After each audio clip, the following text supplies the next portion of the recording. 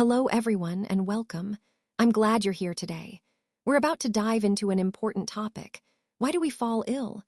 This presentation will explore the common causes of illness, how our immune system works, and ways to stay healthy.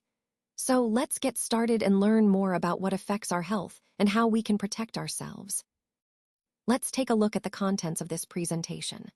First, we will explore what health truly means. Then, we'll compare healthy individuals with those who are disease-free, understanding what distinguishes them.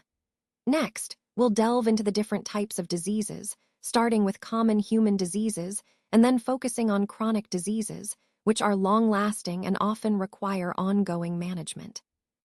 We'll also look at deficiency diseases, which occur due to nutritional shortages, and differentiate between infectious and non-infectious diseases, highlighting their causes, sources, means of spread, and symptoms. Additionally, we'll discuss the levels of immediate causes of diseases and the infectious agents involved. Moving forward, we'll examine specific examples like peptic ulcer, which illustrates how some diseases develop, and cover the principles of treatment and prevention strategies. Vaccination will be emphasized as a key method of preventing infectious diseases. Throughout this presentation, the goal is to understand the complex relationship between health and disease, how diseases spread, and what we can do to stay healthy. So, as we go through these points, keep in mind how interconnected all these aspects are in maintaining overall health. When we talk about health, we're referring to a state of overall well-being that includes social, mental, and physical aspects. It's not just the absence of illness, but a balanced condition where all parts of our lives are functioning well. To achieve and maintain good health, there are several essential conditions we need to consider. First, clean surroundings are crucial. This means having good sewage systems, proper sanitation, and effective disposal of rainwater. These factors help prevent the spread of diseases and keep our environment safe. Second, access to clean drinking water is fundamental. Without safe water, our health is at risk from waterborne illnesses. Third, availability of adequate, nutritious food is vital. Good nutrition supports our immune system and keeps our bodies strong. And lastly, social equality and harmony play a key role. When society is fair and people live in harmony, it creates a supportive environment for everyone's health. All these conditions are interconnected and essential for promoting health, which ties back to our overall theme of understanding how environment and society influence our well-being. When we talk about being healthy versus being disease-free, there are some important differences to understand. Being healthy is a state of overall well-being. It means we are functioning properly physically, mentally, and socially. It's not just about not feeling sick, but about feeling good and able to handle daily tasks effectively. This state is influenced by both ourselves and our environment. Our lifestyle, our habits, and the social conditions around us all play a part. On the other hand, being disease-free refers specifically to the absence of discomfort or illness in the body. It's a more narrow concept that focuses solely on the physical absence of disease. Interestingly, being disease-free doesn't necessarily mean you're healthy overall. For example, someone might not have any symptoms of illness, but could still be mentally or socially unwell. Another key point is that a healthy person is generally energetic and capable of performing daily activities as needed. Their health supports their ability to function optimally. Conversely, a person who is disease-free might not always be healthy in the broader sense. Their performance and well-being can depend heavily on their natural attributes and their attitude towards health. So, as we see, health encompasses a broader picture: physical, mental, and social well-being, while being disease-free is more about the absence of illness. Both are important, but understanding this distinction helps us focus on maintaining overall health, not just avoiding sickness. Let's talk about disease and its causes. Human health can be negatively impacted in several ways. It could be due to physiological malfunctioning, which means some part of the body isn't working as it should. Psychological reasons also play a role. Mental health issues can affect physical health too. And of course, pathogenic organisms like bacteria, viruses, fungi, and protozoa can cause diseases. Now, the term disease itself essentially means discomfort or a state of not feeling well. But more specifically, it can be defined as a malfunction in the normal functioning of living organisms. When this malfunction occurs, it disrupts or alters the vital functions that keep us healthy. Let's look at the main causes of disease. First, environmental factors, which include climate conditions and industrial hazards. For example, pollution or extreme weather can contribute to health problems. Second, infective agents. These are the microbes like viruses, fungi, protozoa, and bacteria that invade our bodies and cause illness. And finally, genetic disabilities, which are inherited conditions that can predispose individuals to certain diseases. Understanding these causes helps us see how complex health issues can be and highlights the importance of addressing multiple factors to maintain good health. This ties into the overall theme of prevention and the importance of a holistic approach to health management. Now, let's look at the sources of disease. The key factors that cause diseases are broadly classified into two categories: external factors and internal factors. External factors are those disease-causing agents that come from outside the body and enter our system. These include things like bacteria, viruses, or even environmental elements. For example, diseases such as malaria, rabies, hepatitis, dysentery, and night blindness are caused by external agents entering the body. On the other hand, internal factors are those that originate within the body itself. These internal issues can lead to various health problems, such as cardiac failure, kidney failure, or even short-sightedness. Allergies are also a result of internal factors, often related to the body's immune response. Understanding these two sources helps us see how diseases can develop from outside influences or internal imbalances. Recognizing these causes is crucial in our overall approach to prevention and treatment, aligning with our goal of promoting better health awareness. Let's take a closer look at the different types of diseases and their causes. First, we have physical diseases. These are caused by damage to body parts, such as injuries or fractures, and examples include leprosy and bone fractures. Next, infectious diseases occur when microbes invade the body. This category includes common illnesses like typhoid, diarrhea, malaria, AIDS, polio, cholera, and others. Then there are deficiency diseases, which result from an inadequate diet. Examples include anemia, beriberi, and goiter. These highlight the importance of proper nutrition for maintaining health. Inherited diseases are caused by abnormal genes passed from parents to their children. Conditions such as cystic fibrosis, sickle cell anemia, and hemophilia fall into this category. Mental diseases involve brain damage or psychological issues, like depression and paranoia, which can significantly affect a person's well-being. Finally, social diseases are related to social interactions and lifestyle choices. Unhealthy habits such as smoking, alcoholism, or poor social habits can lead to these health problems. Understanding these different types helps us see how diverse the causes of diseases can be and underscores the importance of prevention and proper care across all aspects of health. Now, let's take a closer look at some deficiency diseases associated with specific nutrients. As you can see in this table, each nutrient plays a crucial role in maintaining our health, and a deficiency can lead to serious health problems. For instance, a lack of vitamin A can cause night blindness, which affects our ability to see in low light. Vitamin B1 deficiency leads to beriberi, a condition that impacts the nervous system and heart. Similarly, a deficiency in vitamin B2 results in chelosis, which causes cracking and soreness at the corners of the mouth. Moving on, vitamin B12 deficiency can cause pernicious anemia, a condition where the blood doesn't carry enough oxygen due to lack of healthy red blood cells. Vitamin C deficiency leads to scurvy, characterized by bleeding gums and weakened immune function. Vitamin D deficiency is well known for causing rickets in children, leading to soft and weak bones. Vitamin K deficiency results in bleeding disorders because it is essential for blood clotting. Iron deficiency causes microcytic anemia, which results in fatigue and weakness because of reduced red blood cell production. Fluorine deficiency can lead to dental caries or cavities, while iodine deficiency causes goiter, an enlargement of the thyroid gland.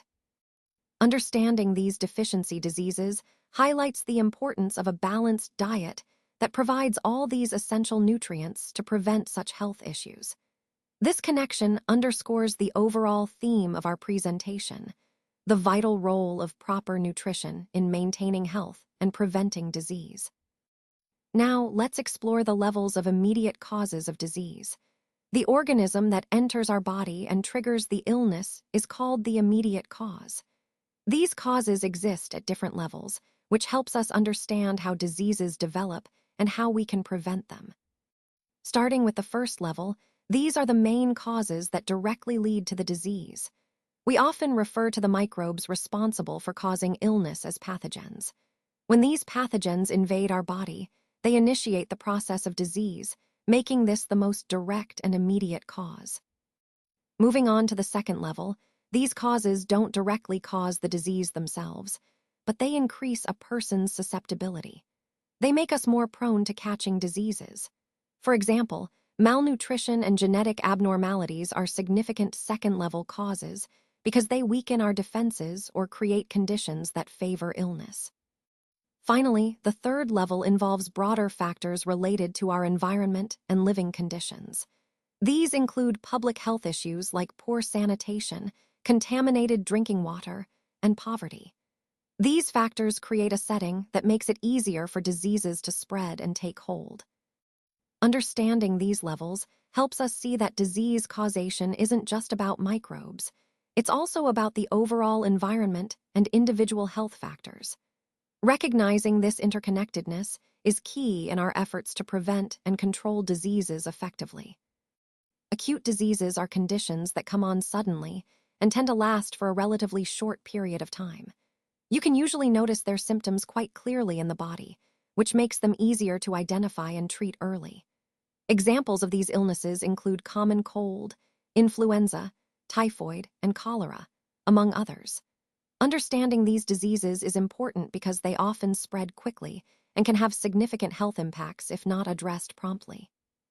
Throughout this presentation, we've been emphasizing the importance of prevention and early treatment, and acute diseases highlight just how crucial timely action can be to avoid complications.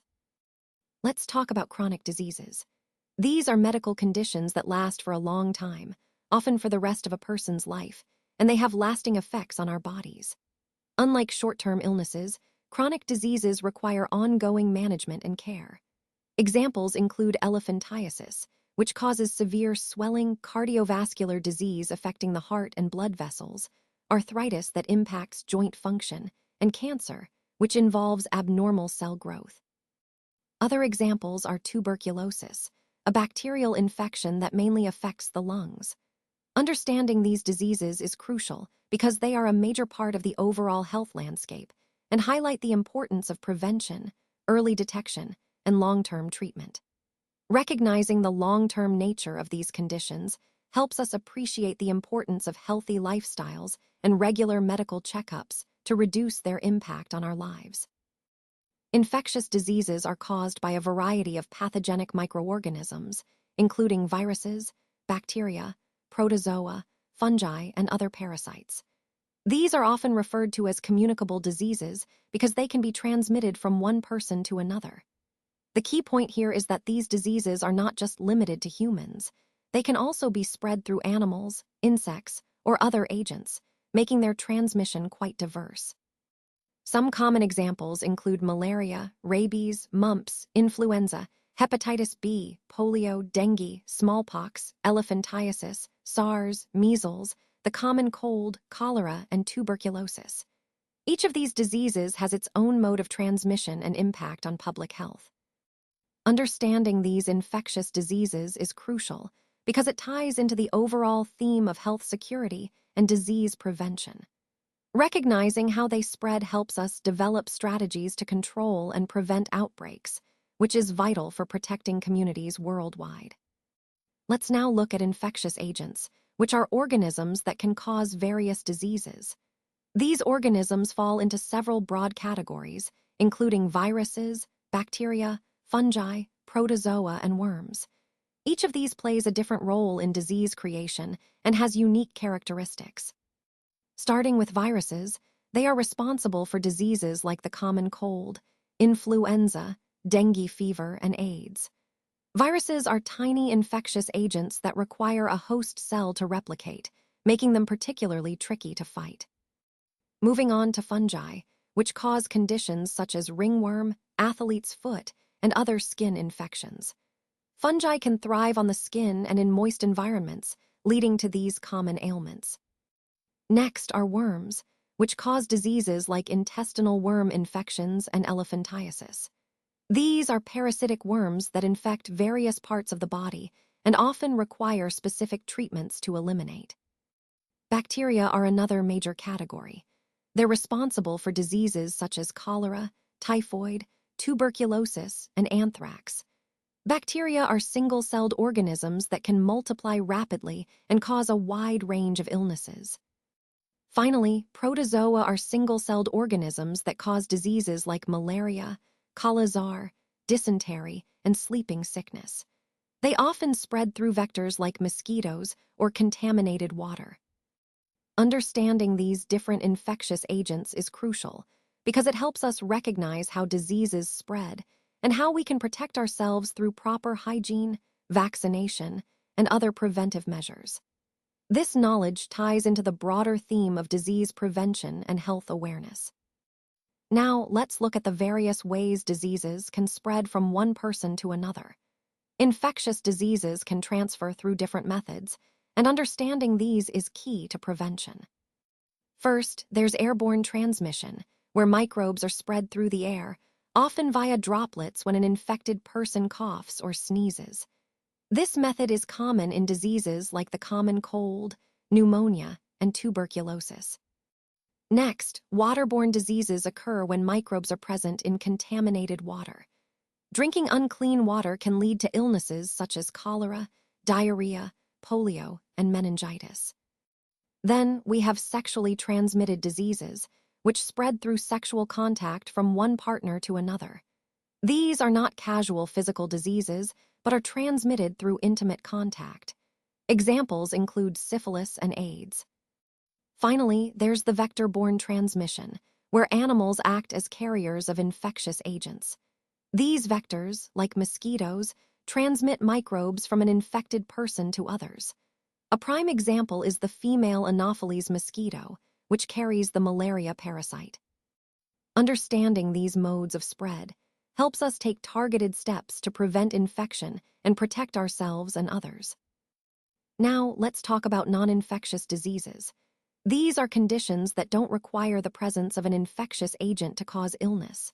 Instead, they happen due to internal imbalances within our bodies. Unlike infectious diseases, which are caused by germs like bacteria or viruses, non-infectious diseases arise from factors such as genetics, lifestyle, or environmental influences. Some common examples include asthma, allergies, diabetes, heart diseases, and even cancer. We also see conditions like arthritis, epilepsy, multiple sclerosis, and eating disorders such as anorexia and bulimia. These diseases are often chronic and can significantly impact a person's quality of life. Understanding that these illnesses are not contagious helps us focus on prevention strategies related to lifestyle changes and early detection. As we move forward in this presentation, keep in mind how internal imbalances can lead to these various health issues and the importance of maintaining overall well-being. Let's take a closer look at the difference between infectious and non-infectious diseases. On the left, we have infectious diseases, which are caused by microbes called pathogens. These include bacteria, protozoans, viruses, and more. These are the diseases that can spread from one person to another, like cholera, malaria, or COVID-19. They often transmit through direct contact, the air, water, or contaminated food. Because of this, community hygiene plays a vital role in reducing the risk and occurrence of these diseases. On the other hand, non-infectious diseases are not spread from person to person. Instead, they are caused by other factors, often genetic or environmental. For example, diseases like diabetes, cancer, or allergies are considered non-infectious. These are usually transmitted from parent to offspring, which we call hereditary diseases. Interestingly, societal hygiene doesn't have much impact on preventing non-infectious diseases since their causes are different. Understanding this distinction helps us target our prevention efforts more effectively. For infectious diseases, improving community hygiene is key, while for non-infectious diseases, focusing on lifestyle, environment, and genetics is often more important. Now, let's talk about the symptoms of a disease, which are key indicators that something is wrong in our body. Symptoms serve as a collective signal, pointing to the presence of disease in a specific part or organ. Understanding where microbes enter and how they infect our body is crucial to grasping how these symptoms develop. Our body is quite large compared to microbes, so there are many potential entry points. Different microbes tend to target different areas once inside. For example, if microbes enter through the nose via the air, they usually head straight to the lungs. That's often how bacteria causing tuberculosis, or TB, infect the respiratory system. On the other hand, if microbes enter through the mouth, they might settle in the lining of the gut, like the bacteria that cause typhoid. These microbes can also travel to other organs, such as the liver, which is common in infections like hepatitis B that cause jaundice. So, the point of entry significantly influences where the infection will settle and what symptoms might appear. Recognizing these pathways helps us understand the connection between the infection process and the symptoms we observe, which is essential for diagnosis and treatment. Today, I'll explain the principle of treatment, which actually involves two main approaches. First, there's the method of reducing the effect of the disease. This means providing treatments that alleviate the symptoms. Usually, these symptoms are caused by inflammation, so we might use medicines to bring down a fever, ease pain, or control loose motions. Rest is also crucial here. Taking bed rest helps conserve energy and allows the body to focus on healing. Additionally, there's a biological aspect to this approach. Our cells can produce new substances through mechanisms that are different from how pathogenic bacteria operate. That's where antibiotics come in. They specifically target bacterial pathways to block their synthesis without harming our own cells. This selective action is what makes antibiotics effective. The second key approach is to actually kill the microbes causing the infection. This can be done with medicines that directly kill bacteria or other pathogens. But it's important to note, if the medicine also affects our own metabolism, it defeats the purpose of treatment.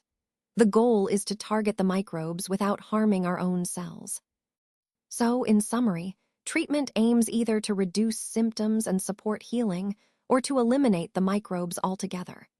Both strategies are essential, and understanding this helps us see how medicine works in fighting infections effectively. Now, let's talk about the prevention of disease by understanding some common limitations we face when treating illnesses. First, once someone contracts a disease, their body functions often get damaged.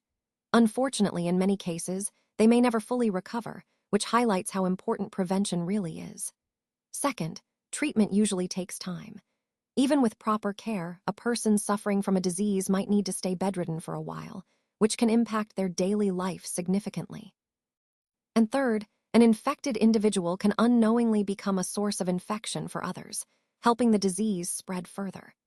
These points remind us that prevention is key to avoiding these challenges altogether and protecting both individuals and the community. Keeping these limitations in mind helps us focus on early intervention and preventive measures as the most effective strategies in disease control. Now, let's talk about vaccination and how it works to protect us. A vaccine is essentially an antigen, which can be injected or swallowed, and its main purpose is to trigger active immunity in the person receiving it. When we introduce a small amount of antigen into the body, it stimulates our immune system to produce antibodies, just as if we had been infected by the actual disease. The key here is that this type of immunity isn't just temporary. It's long-lasting because our body develops something called memory cells. These cells remember the pathogen, so if we encounter it again, the immune response kicks in much faster and more effectively. Think of it like a natural defense system that learns and remembers enemies. So the next time the same or a similar microbe enters our body, our immune system responds with greater vigor. This rapid and strong response often eliminates the infection before it can cause serious harm. And that, in essence, is the core principle behind vaccination, training our immune system to recognize and fight off specific threats more efficiently in the future. This concept is fundamental to how we prevent infectious diseases and protect public health overall. Now, let's talk about peptic ulcers, which are painful areas of bleeding that occur inside the stomach and the duodenum. Historically, these ulcers were thought to be caused by increased gastric acidity, often linked to stress. However, a significant breakthrough changed that understanding. In 1984, Robin Warren, an Australian pathologist based in Perth, observed something remarkable. He found that these ulcer areas contained many small, curved, gram-negative bacteria. He named this bacteria Helicobacter pylori. Building on Warren's work, Barry Marshall, a young clinical fellow, succeeded in culturing this bacteria. This was a crucial step because it showed that these bacteria were directly involved in causing the ulcers. The exciting part is that they discovered an antibiotic called amoxicillin, which is effective in killing Helicobacter pylori. Using this antibiotic, doctors could actually cure peptic ulcers, transforming what was once considered a chronic and disabling condition into a short-term, treatable disease. This discovery was a game-changer in medicine. It shifted our understanding of peptic ulcers from being primarily caused by stress and acidity to being an infection that we can target with antibiotics. For this groundbreaking work, Marshall and Warren were awarded the Nobel Prize in Physiology and Medicine in 2005. This recognition highlights how their research not only advanced medical science, but also significantly improved patient care.